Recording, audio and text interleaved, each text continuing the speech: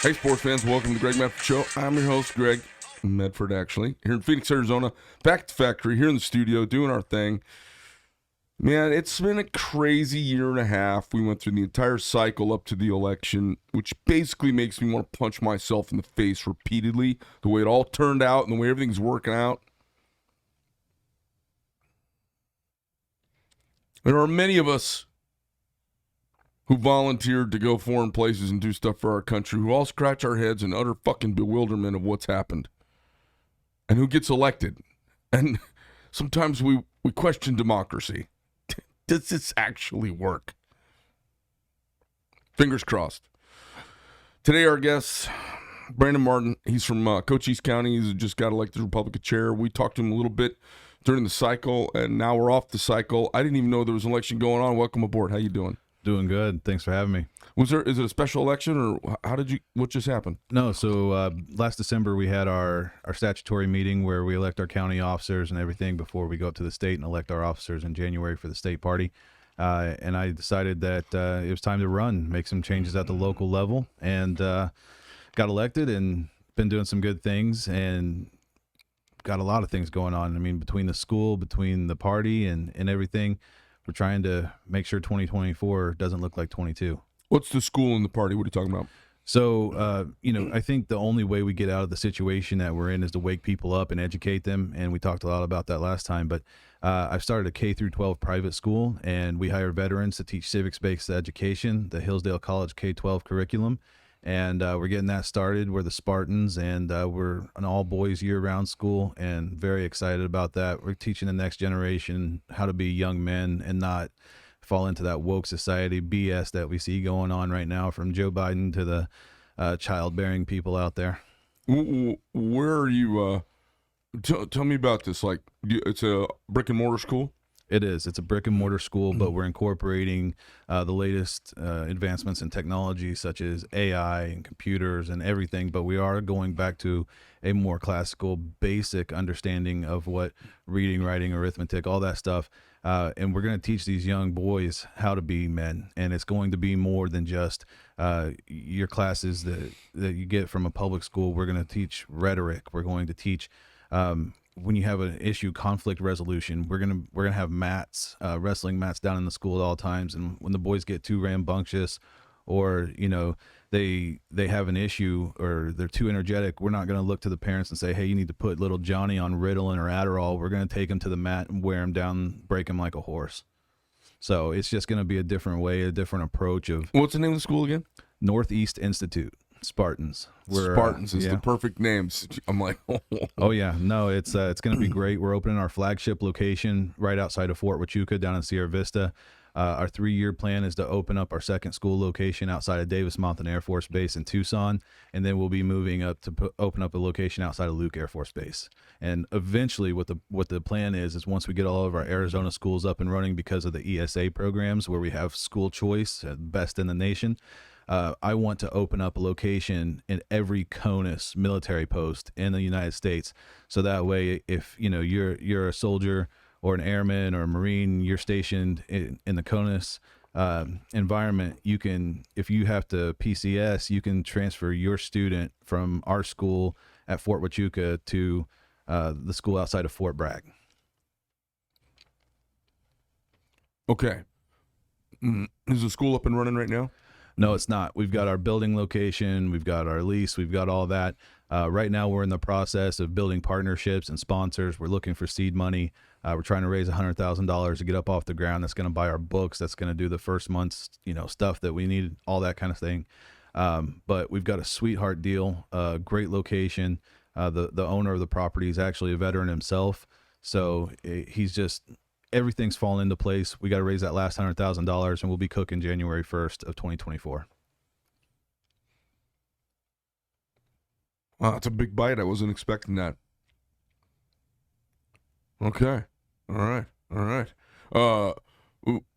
What made you decide to do the thing right outside bases?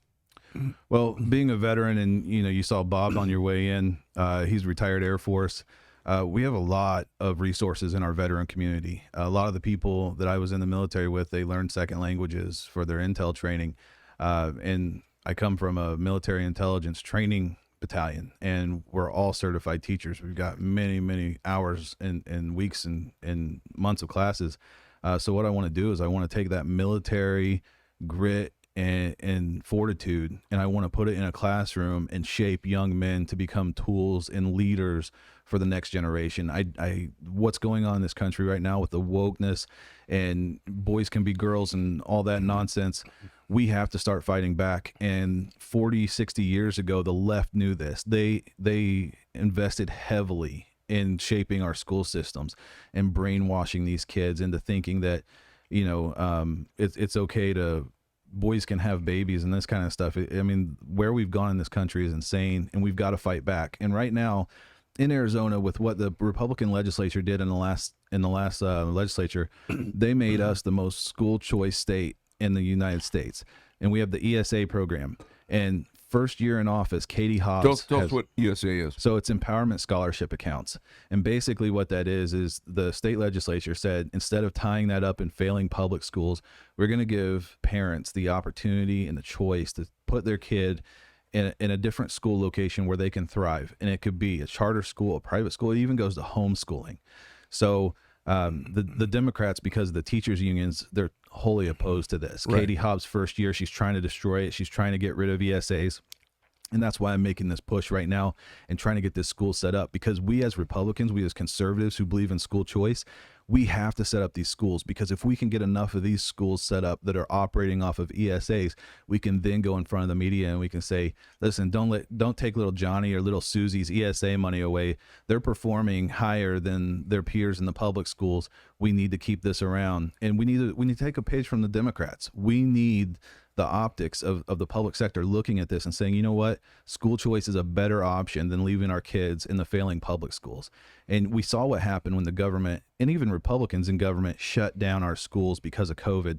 I think it's 2022, only 33% of students passed the statewide math tests. And Arizona ranks 40th in literacy rate among fourth grade reading level. So, I mean, our schools in Arizona are hurting. Our kids aren't being taught properly. And this is what we've got to do. We've got to step up to the plate and we've got to make a change. And it's not going to happen if we just sit back and complain about it. All right. So when are you looking to, I'm sorry, I'm trying to take it all in. When are you looking to have your first semester open? So it'll be the first quarter of next year. So January of 2024. Okay. That's not far. It's not far away. We've got pretty much everything set up. Do you have your students? That's what we don't have, because we can't recruit students until we know we have the funding. So until we have that funding, we can't start advertising. We can't start recruiting students. Once we get up and running, the ESAs will take care of everything. So this initial seed money that I'm out gathering right now, that's going to get us up and running. And then from there, it's full steam ahead, just head down, plowing forward. So that's my mission right now, is to get the school up and running. Then it takes care of itself. I've got smart people who are going to actually run the school, and I'm going to continue networking, working towards that Davis-Monthan and Luke Air Force Base locations, and then out to the CONUS locations across the United States. That's my goal. So I'm going to get this first one up, let the people who know what schooling is and who have run projects like that before. We got a guy on board on tap that has run an entire military school in Fort Huachuca. He's processed thousands of soldiers through his school. We've got one guy who's an Air Force veteran who's already taught high school courses down in Cochise County. He's got a double PhD in physics and mathematics, and he's like, yeah, sign me up. Let's get going. So once we get this thing up and running, it's going to take care of itself. I'm convinced that it's going to be a good enough model that I'm not even going to have to speak for it anymore. The results are going to speak for itself. So the proof of concept, I'm not worried about. Like I said, we're just plowing ahead, and every step we just got to get there one more day, one foot in front of the other. Is somebody doing like curriculum development at breakneck pace right now, or do you guys already have curriculums kind of? We've already got that. Things. So Hillsdale College in Hillsdale, Michigan, very conservative organization. They have a K through 12 curriculum, and we don't have to reinvent the wheel. So you're going to use their curriculum? Yeah, we're going to use their curriculum. Is it an online curriculum that they have? No, it's a traditional book in hand. Really? Yeah. And so what do? Do you reach out to Hillsdale and say, hey, we want to be a kind of affiliate high school theater? how do you do that? Yeah, we've already reached out to Hillsdale. We've already And contacted they're like, them. awesome. Yeah, they have this program across the country, and what it is you have 2 years before you can be an affiliate with them.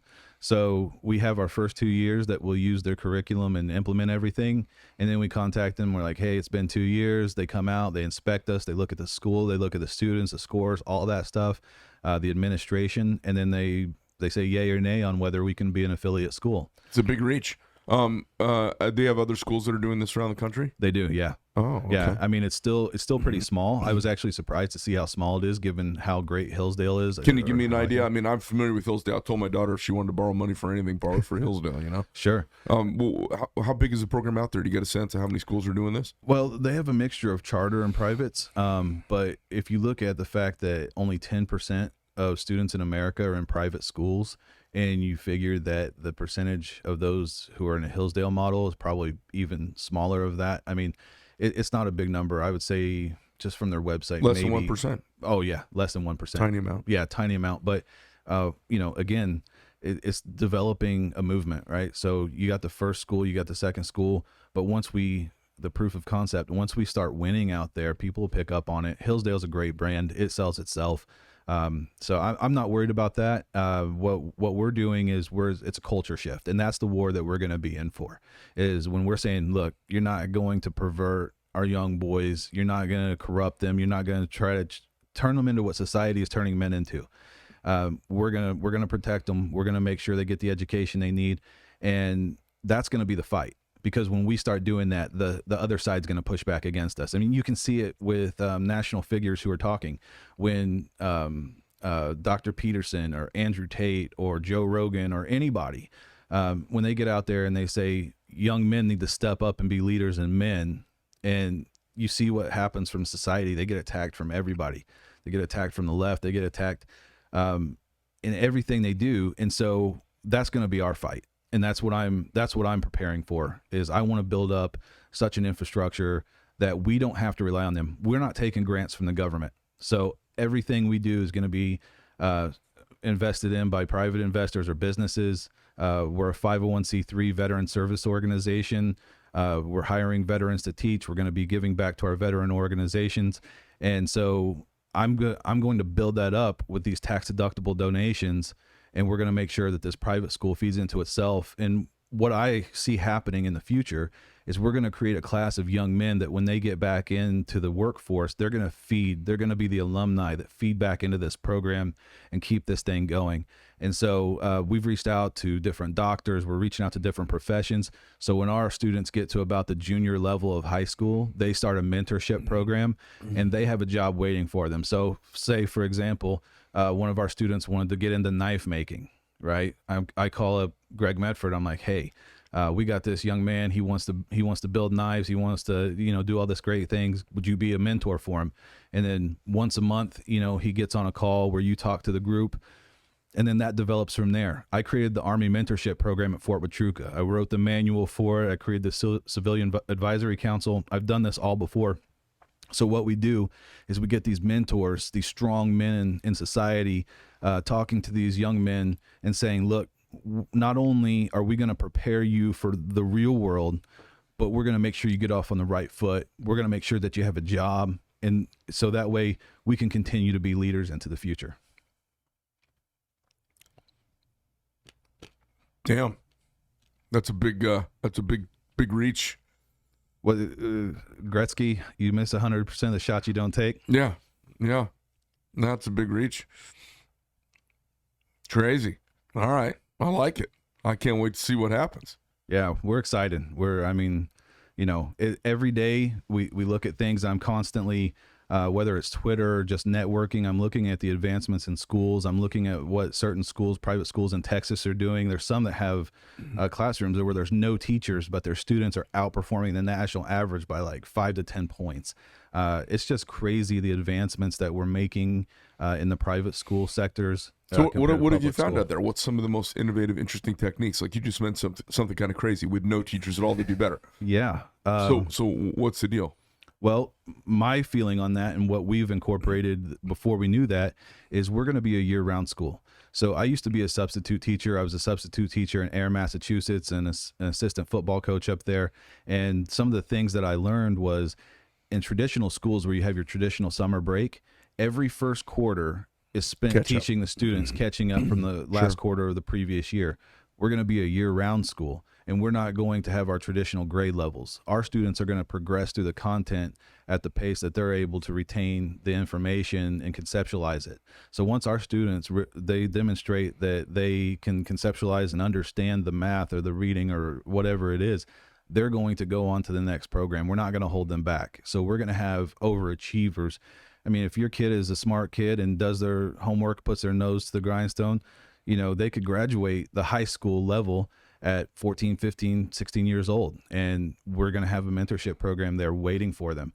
And we're working on right now, and we've got time to do it because before we get through an entire cycle of K through 12, we're looking at how we can reinvest some of the tuition money into our students. So what we're looking at right now is a way to take a student that has finished our entire program, K through 12, when they get ready to go out into the workforce, some way, a stipend, something so they don't have to worry about getting a place to live. They don't have to worry about getting a car. And it's not something that we're going to hand to them for free, but it's something that they've invested in and worked in throughout the K through 12, where we give back to them because we don't want them dependent on society. That's what the Democrats are doing right now to the left. That's what they're doing to the young people.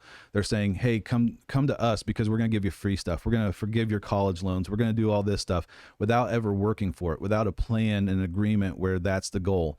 But we're gonna sit down with these students, and all our families are gonna have to agree to contracts. There are gonna be certain stipulations that our families and their students are gonna have to abide. And when we get done with this, we're gonna have young men who want to work, who are excited to work, and who are feeding into the positivity of what it means to be an American entrepreneur. Okay, so January 2024, which is 5 months away. It's right around the corner. How many grades are you going to kick off at once? We're starting our K through 6 first. Our current building is 9,300 square feet. We have 8 classrooms, full commercial kitchen, 24 rooms, nurses station, the whole thing. So the story with that is this veteran owner of the property, right before COVID hit in 2020, his wife wanted to start a Montessori style school. So they took this end of their building, they're this huge building. They took the end cap and they converted it into a school. Ducey shut down the state of Arizona in 2020 and they just left it and it sat there. And I was networking and I came across the gentleman that owns the property and we got to talking. He's like, yeah, my granddaughter's stuck in a crappy school and all this. And I was like, well, I'm starting a school. And he's like, well, I've got an empty school building. And I said, well, that's amazing that out of all the people I run into you. And he's like, you want to go see it? Sure, let's do it. Did we just become best friends? Yeah. You want to do karate in the garage? Well, yeah. You guys, that was a peanut butter and chocolate moment. That's awesome. Yeah. So it's, and he's had some personal tragedy and everything. And he's a great guy, but he's actually expressed to me that he wants to sell the entire building that end cap is in. And it's 77,000 square feet. It sits on 5 acres, 500 parking spots, and he owns a communications business. And in his side of it, where there's 25,000 square feet in his area, he already has classrooms set up because before any of his guys go out to do communications work and set up lines, they actually have to go through training and get certified by him, even if they're certified, from a tech school or whatever. So the building is literally ready to go. It's turnkey, but he did talk to me. He told me what he wants for the entire building. He's willing to sell me the entire property, but that's down the line. That's another step. Let me ask you, how many students do you need to kick the thing off? Well, our max that we're looking for is 210, but we can 210 for all those grades or per grade, or that's K through 6, all the grades. Okay. That's our max, and we want to start as early as possible because we want to get our students through our entire program. It's hard when you ask somebody who's in 6th grade, who's coming from a failing public school, to come into your system and say, hey, get in the deep end and start swimming. But you got to be able to, right? You do, because you can't just have your second 6 grades be based off your first 6, because the law of attrition in motion means you only have 60% of those people at best, right? Yeah. So the nice thing about the Hillsdale curriculum, it seems like somebody could kind of jump in and get a feel mathematically for where they're at. Yeah, we kind of if even if they're a sixth grader, they could hop into fourth grade math and be cranking along at an individualized pace, and by the time they're in eighth grade, have kind of caught up or maybe even surpassed it. Yeah, and that's going to be where our school excels because we are the year-round model. We're going to be able to catch those students up who may be behind because of public schools or wherever they're coming from. And I'll tell you, when I've been out talking about this with people, I've met a lot of homeschooled parents, like people who said, I can't keep my kid in public school anymore. We're going to homeschool them. And they're doing a fine job, but they're treading water. You know, they're like, man, it's more work than I thought. It's more labor intensive than I thought. Or, you know, my spouse is out there working and we could really benefit from a second income. So we have actually already a host of kids that go into they've been in the homeschool system now for a year or two, that their parents are just looking for something like this to say, okay, I feel comfortable with this. I'm excited to put my kid in there and I could go back to doing other things that I need to do. All right, well, let's go, Brandon. Let's talk about the next thing. Let's talk. Let's talk politics. Tell me where you've obviously run for office again, and you're involved in the Republican Party, whom I am just beside myself mad at here in Arizona right now. Talk to me a little bit about what you're going to do, because I got asked to go speak at a Republican thing, and they were telling me what to say, and I go, no, I'm not doing that. And it's a gentleman who's a friend. He's like, well, you know, I said, here's what I want to talk about. If you want to have me come, this is what I'm going to talk about. But if you want me to come, I'm not going to talk somebody else's agenda. I'm mad right now at the Republican Party. They're not getting any money from me. They're not getting my support. I'm pissed off. And it's for losing elections when we have great candidates. It's for losing message when we have a great opportunity. And it's for friggin' losing. And it's just annoying me. Tell me, what are you doing now as Republican Party chair down in Cochise County? What'd you run for? What do you want to do? What's your mission? Well, just like when I was running for Congress, I want to start stripping away the parts of government that are infringing on our rights. And I've learned something from running from office, and those lessons learned are the Republican Party is obsessed with our donors, our rich people, if you will, our donor class. They fund candidates, and it doesn't matter if they're a good candidate, bad candidate, doesn't matter. They're like, this is the person. The Republican Party has gotten into identity politics now, and it doesn't look, it's the uniparty. It doesn't look that much different than the Democrat Party.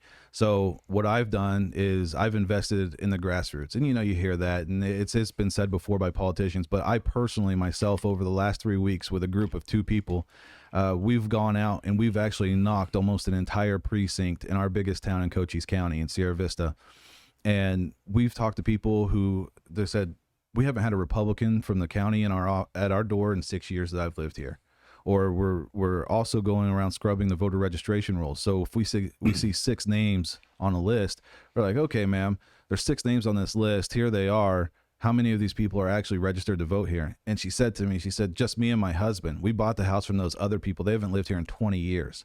So when the Republican Party and the grassroots, they talk about election integrity, you can't have election integrity if you don't know how many people can actually vote in your county and state. And that's what I'm doing first. So our first goal has been to canvass the entire county, either by phone or by knocking on door, one of those two.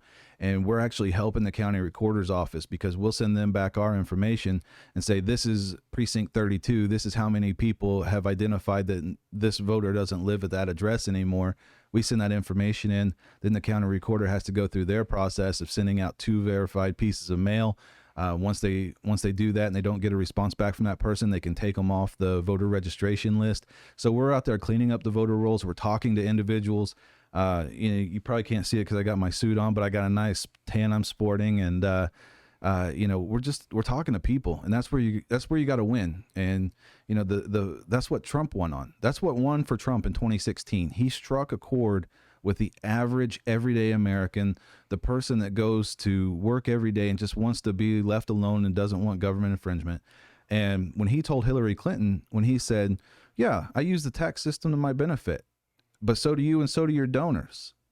Like, people understood that, and they said that's an honest perspective from a politician. That's something we haven't heard before. And that's what people want. They want sincerity, authenticity, and likability. And if you go to their door, you look them in the eye, you shake their hand, you ask them, what are your concerns? How can the party assist you from the county level? They tell you. They say, our number one thing was, you got to get Joe Biden out of office. He's destroying our country. And then it was followed up second by the border, third inflation. And we're getting all this good data from people where they're saying, this is my concern. And as a county party, at least what I can control, we're idiots if we don't listen to them, but we are going to be listening to them. We're going to be putting our best foot forward for them. And so that's what I'm trying to do, is I'm really trying to connect at the lowest level with the voter and say, okay, you're upset about this. Come join us. You know, we just knocked your precinct. We identified 5-10 people who are very, very passionate. You all come with us now, and we'll go, all of us, knock the next precinct, and we'll gather 5 or 10 more from there. And let's get this train rolling. Well, more power to you for having the, I don't know if it's the audacity or naivete to do it, quite frankly. I mean, you must wonder sometimes. I have a slightly different perspective. You know, we've got some decent percentage of independents in the state of Arizona. It's a lot of independents. And if you poll independents, they are not zealots about abortion. And we have a tendency to run screaming to the Christian right and get left behind at the polls because independents don't like our extreme views. And I'll tell you what, I heard so many people, you know, I've heard a lot of the folks that we know that ran for statewide office have said, yeah, we talked about the wrong things. Our message was wrong. And I'm sitting there going, no, the fuck it wasn't. You guys are wrong-headed about abortion. You're wrong-headed. Leave that shit for church and for Sunday. The society as a whole doesn't believe. They believe in letting women have more of a choice. 85% of Americans agree on some form of abortion. Look at what's happened in Kansas. One of the most Bible Belt places in America has approved and come to some compromise on it. We are no compromise on it, and we lose independent voters. And the problem is we get caught screaming for a year after the election about the mess of the election that we never do anything to fix. And we run on bad policies that are not in line with the democracy that they want to be in charge of. It drives me crazy. 85% of Americans are okay on some form of abortion, even if they personally are against it. Because in the same way that men don't want to give up their guns and they're okay with some eggs getting broken to make the omelet, women are the same way. They don't want to be told what to do. And it's the Second Amendment of the woman's spirit is that thing. And I think we have our head up our ass on it. I think we're going to continue to lose elections. I think we can rally people till the cows come home. You get more and more Republicans to come out and vote, come out from behind their rocks and vote. Awesome. And there's, I don't know, between 7 and 11% independents in Arizona, right? Yeah, I don't know what the Arizona, it's the last time I looked at it. What is it, Bobby? Yeah, it's such a big number when we ignore them on core issues. And then I heard somebody say to me, I heard someone who was running for statewide office, who you and I both know, who said, well, we just need to quit talking about that. That's not the issue. I'm like, Roe v. Wade was overturned in the middle of the cycle. It's the biggest issue there was. And we just didn't think it was because we thought we won. It was arrogance. Well, we have two ways to look at that. So first off, you know, what I told you when I go knocking on doors is I ask people what their concerns are. I you know, I'm a carrier of a message as a candidate or as a party elected leader. You know, if I'm trying to push my agenda down your throat, it's probably not going to be received well. You know, I could come in here and say, hey, you know, I think we ought to take this picture down, you know, and you're like, screw you, man. This is my stuff. Right. I'll do what I want. So there's that aspect of it. But I will say this. I'm strongly pro-life. My Christian faith, which I don't push on other people when I'm campaigning, I can never turn away from that. I'm pro-life. But here's how I address it from a constitutional standpoint. I'm like, okay, let's look at what our country was founded on. It's our government was created to protect our natural rights given to us by God, the rights to life, liberty, and property, which was changed in the Declaration of Independence to life, liberty, and pursuit of happiness. But the first of those is life, just like the First Amendment in the Bill of Rights is free speech. And then the second is the ability to defend that free speech with the second. So the first right we have naturally from God is the right to life. And we have a mechanism in our country to end life. The government has it. And if you read the Constitution, it says in there, no person shall be deprived of life, liberty, or property without due process of the law. So what we should be doing as a constitutional American is, all right, you want to end that life? You want to get an abortion? Fine.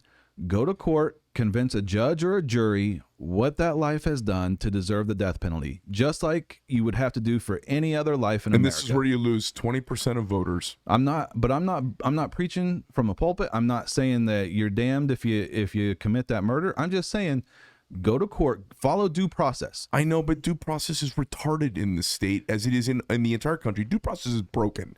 So look at Trump's due process. Sure. Look at the due process of courts. You're going to tell women for their self-determinism. You know, the cornerstone of Western civilization, self-determinism. So It's not life, because then that would mean none of us should drive cars, because we kill a lot of each other with cars. You're starting to tread into my territory, and I'm going to say it. Well, if we can't trust the government, let's tear it down. I believe Let's tear it down. wholeheartedly. Let's do it. But I don't want the government coming in and telling me that they're going to take away guns because people get hurt by guns any more than women want. You know, the vast majority of women that I talk to say, like, I'll give you an example straight up. I would have voted for Carrie, but I don't like her position on abortion. Well, I'm like, you're pro-abortion? Because I'm pro-life. And they're like, well, no, I'm not pro-abortion. I just don't want to be told what to do by the government. And I go, okay, it's a losing argument for us. And the problem is, it's a real thing. Roe v. Wade got overturned and it became a real issue. Now, maybe it's not with somebody out in Sierra Vista who's got their beliefs. It's not an issue for them because they've got their belief. But at the election, it's an issue. Because there's this somewhere between 10 and 20%, as Bobby just said, of these independents who are serious about the issue. They're not playing. Well, let me ask you this: does it really matter what we say as Republicans? I mean, look at the mainstream media right now. Look what they're doing to Trump. We know that Hillary Clinton paid for a dossier that was completely false. A memo was sent by the highest levels of the FBI to the president, to everybody. They all knew it was fake, and yet it got pushed down the mainstream media. The narrative was set. It was pushed out. The man was impeached twice based off of it. Does it really matter? I mean, at the end of the day, I'd rather die on my feet, on my principles, and say, F you, come get it, than to say, you know what, I'm going to cater to you. I'm going to sit here. I'm going to change my principles and my beliefs so I can cater to your delicate feelings. And that's where we as Americans just have to say, look, if it's to that point, maybe the government shouldn't be involved. And that's why I'm saying, let's tear it down. Let's tear it down. Let's get back to where our federal government, the only responsibility they have is to protect our rights. Somewhere between tearing down the government and a revolution, somewhere between that and being so intransigent we never get elected and fools run the country, there is a place of compromise where we hold on to our integrity. That's state rights. I mean, I'm talking about as candidates. I don't want to get into, when you start getting into constitutional nuance, it doesn't matter because your average voter's not paying attention to that. They're not. It's only us lunatics. If you don't have room in your platform to say, I am a pro-life conservative Christian, but if good public policy that balances the right to a woman's self-determinism and the unborn's right, if we can't find some compromise, if good compromise comes my way, I will support it. If we can't say that because we're so individually intransigent, we are never going to get elected, which means we've got to ride the SS shithole until it crashes into the rocks, and after the revolution, rise up again in a religious right-wing state. And I just don't think that's the option. So I'm being a little bit of the devil's advocate. That's fine. I'm annoyed that everyone's so intransigent about this. And if you poll, it is why we don't get elected. And therefore, we sit on the sidelines fiddling in our ethics while the country gets driven into the rocks. Do you remember when the government said that it's bad for your health to smoke? Do you remember when that came around and they started banning smoking in public restaurants? And they started doing all the PSAs. Yeah. Well, who's the government to tell people if they can smoke or not? I mean, based on the same, if you extrapolate it out, the abortion issue, right? I remember when Joe Biden first got into office, didn't he ban menthol cigarettes? Wasn't that something that happened? Didn't he say no more menthol? I mean, I don't smoke, but I don't know. It sounds racist to me. It sounds extremely racist. But here's the thing: is the government wanted to push an agenda, so they said no more smoking. You're not going to smoke in public places. I think a lot more people care a lot more about smoking than women do about killing babies. I think there are a lot more smokers at that point in American society than there are people going out and getting abortions. So where was the uprising when they started? I remember those PSAs when they started showing people. They're like, "Look at me! I smoke 10 packs a day, and I've got lung cancer, and I can't talk through my mouth." I remember that. Yeah. Why isn't the government showing? Why don't we have TikTok videos of live abortion procedures? I mean, it's more detrimental to your health to have your skull crushed by a metal clamp than it is to smoke a pack of cigarettes. There's no question about the brutality of it, okay? But what there is a small percentage of voters get them, and everyone has a passionate opinion about them. It's because the government pushes the narrative through the media. It's because Joe Biden and Kamala Harris and Hillary Clinton. The Second Amendment is the same thing for guys, though. We're not upset about. We're like I look. I carry a pistol with me in my pickup truck. I don't have one at home. People say, you don't have one at home. I said, I'm a dangerous dude. I don't need a gun in my house. I'm okay.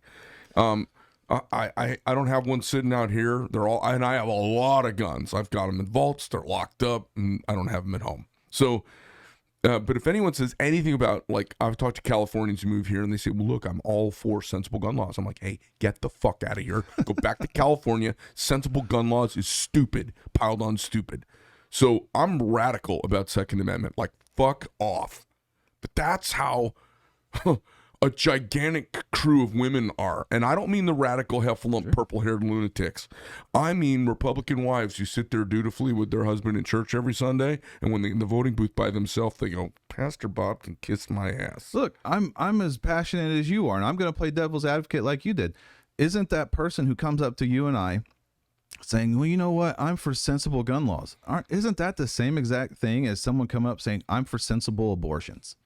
I mean, if we're going to compromise on the right to life, shouldn't we be willing to compromise on our ability to protect the life, which is what the Second Amendment is? Compromise. You're absolutely right. And I do compromise. I have a license to carry a firearm. I follow the rules. Bullshit. I lock my guns up. It's bullshit. Okay. So But that's my compromise. Is like I go along with the rules because the body politics kind of agreed on it at this point. And when you poll gun owners across the board, most of them believe in locking your guns up and being responsible gun owners. Look, fine. I've got a gun. I've got guns hidden around my house. All right. I'm not afraid to say it. And if the government ever told me that I can't own a gun, they'll immediately make me a felon. I don't care. Look, I'm so tired. I'm so tired of seeing what's going on in Washington, D.C. Hunter Biden can literally do crack out of the ass of a hooker while doing it off government assistance, aka his father. You know, we got these tweets coming out. Hey, where's my $5.1 million? I'm sitting next to my dad, the vice president of the United States. When those people, when they can get away with literally destroying the fabric of our country, selling us out, subverting us to the communist Chinese, I don't give two shits what the public says or what the government says I should do about my guns, about my life.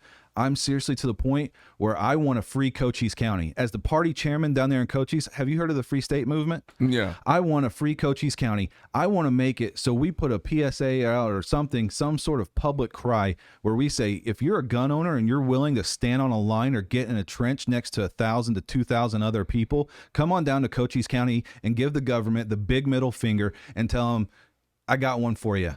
And that's what happened at the Bundy Ranch. You know, you look at Waco. We just had the anniversary of Waco back in the 90s when every person didn't have a mobile TV studio in their pocket. Yeah. The government could get away with doing whatever they wanted. But when the Bundys were down on their ranch saying we're going to graze our cattle wherever we want because that's our right, and the government comes in and you've got 100 patriots there with rifles that are stacked on an overpass, and they're looking down at federal agents with guns pointing back, and you got patriots from all over the country coming. What happened? The government stood down. It wasn't a repeat of Waco. That's what we need to get to. We need to get to the point where we have enough people on our side that are just going to say, you know what? You want to do that crap over in California? Go over to California because this is Arizona. You do it over there, I'm not going to mess with you. You bring that stuff into Cochise County or Arizona, and that's where you're going to meet the resistance. That's where you're going to meet the wall. That's where the water crashes against the rocks, and you're going to lose. You're going to die. You come in, you try to take my rights, I will end your life because that is my ability to protect myself and my children. So you get me fired up, but we got to make a stand somewhere. I mean, where is this stand? Where is it? Where is it? I mean, if we're willing, look at what you said you're willing to file the paperwork or do whatever's currently under federal law to own a firearm. the ATF and the IRS just confiscated and illegally searched through millions of records from gun stores to find out who gun owners are. Yeah. When are we going to say, you know what? The FBI is corrupt. The CIA is corrupt. All of them. They're totally the IRS. corrupt. When are we going to stop playing their games? When? When we're dead? When it's too late? When there's only 5 of us, 1 of us willing to say, you know what? Truth is truth.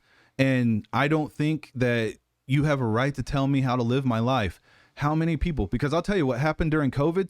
In the military, we do these tests, right? We'll test a country's defenses or an enemy's defense forces. We'll send out a scouting party and we'll see what their response is, right?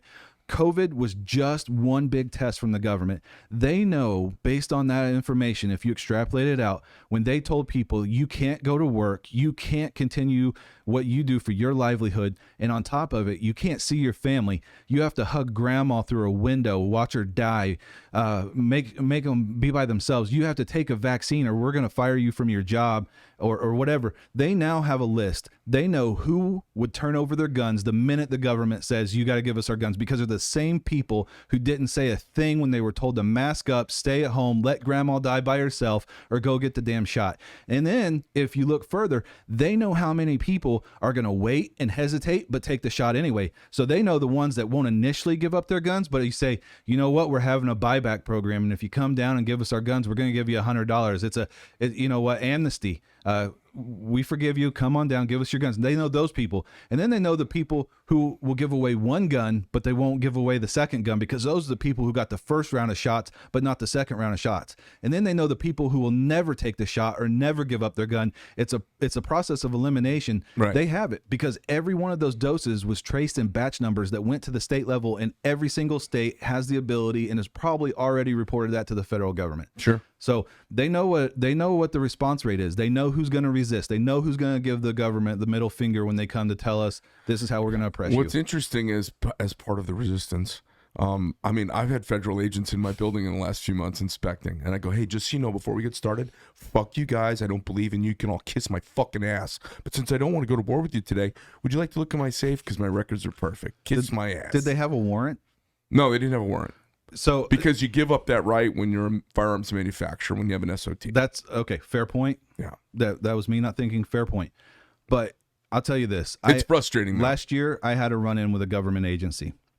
They came to my house. I wasn't home. They left a card. I called back. They said, Mr. Martin, we want to talk to you about this, this, and this. And I said, do you have some sort of warrant? Do you have a legal right to talk to me about that? And they're like, no, we don't have a warrant. And I said, go fuck yourself. I mean, I literally said that. And they did their thing and they did an investigation and it came back unfounded. And they called me and they said, Mr. Martin, we've completed our investigation. It's unfounded. And we're going to send you a letter stating the fact, but we think you need to calm down a little bit. And I said, go fuck yourself. And they wrote on the paperwork that they sent me, they said, unsubstantiated, unfounded. And then at the bottom, they say, we recommend that Mr. Martin attend anger management therapy. Oh, yeah. The government's there. Oh, They can. but I told them, and that's what I hope every American does, is just when the government shows up, if they don't have a legitimate right per the Constitution, they don't have a search warrant, you tell them to go fuck themselves. So what was interesting, the Biden administration sent down through the ATF this kind of memo, and the memo was anybody who has any inaccuracies on their I forget, your 4473 form journal for disposition of firearms for FFL holders, they're to lose their license. Hunter Biden. Biden. It cracks me up. So, but regardless of that, thousands of us all end up in this jam up because it's millions of pieces of data, and it's easy to have inaccuracies that are just clerical from doing lots of stuff, and it's a lot of forms and it's a lot of boxes to match, and it's human beings. Yeah, and if you lived in free Maricopa and you could call 1,000 of your boys down and say, hey, someone bring the belt fed, someone bring the squad weapon, like I see you're ready for the revolution. I'm ready. I'm done. I'm beyond done. Everyone who's talking about any other nonsense, you're wasting your time. You're an oxygen thief. Let's kick it off. It's done. Fantastic. Is there anything else you'd like to talk about while we're here today? Yeah, Northeast Institute. We're going to open a terrific all year round boys school. We're going to teach young men how to grow up and have a set of balls. And when someone tries to infringe on their liberties or hurt their families, they're going to say, go fuck yourself. Fantastic. First one's going to be down in Cochise County. Down in Cochise County, Sierra Vista. Yeah. Sierra Vista. And second one you're planning on is outside of Davis-Monthan and Tucson, and then we want to go outside Luke Air Force Base. Oh, fantastic. Well, there's a lot more people up here. Do you think it'll be easier to fill your roles? Well, I do, and I don't think it's going to be hard. I think people are clamoring for this. I think the dads who are sitting there and they're like, man, I can't stand what society's trying to do to my son right now, and they feel like they're the lone guy and they're whatever, but they see this and they're like, you know what? Yeah, that's what I want for my boy. I want my boy to go there and not be indoctrinated, not think that he has a right to go in a girl's bathroom or whatever. He can stand up, say what's right, speak the truth. And that's what I want, and I think people are itching for it. I think there's an undercurrent in America that's just waiting. They're waiting for someone to step up and just grab their hand, stand next to them, and say, you know what, let's kick it off. All right, well, folks, you heard it first. If you're watching us on YouTube, you can find us on so you can find us on Spotify, you can find us on iTunes, you can find us on Rumble. We're probably going to be pulled off of at least 3 of those, so you can probably find us over on Rumble if you see a snippet of this. That's the Greg Medford Show. Thanks for coming in, Brandon. Thanks for coming back for your second visit. Appreciate it. And I'll be listening for the shots heard around the world. Yeah, we're all everybody's ready up here. For nostalgia, maybe we'll just use a black powder for the first one. Just for the first one. Just the first one. Not after that. No. Okay, thanks. All That's right. the show, folks.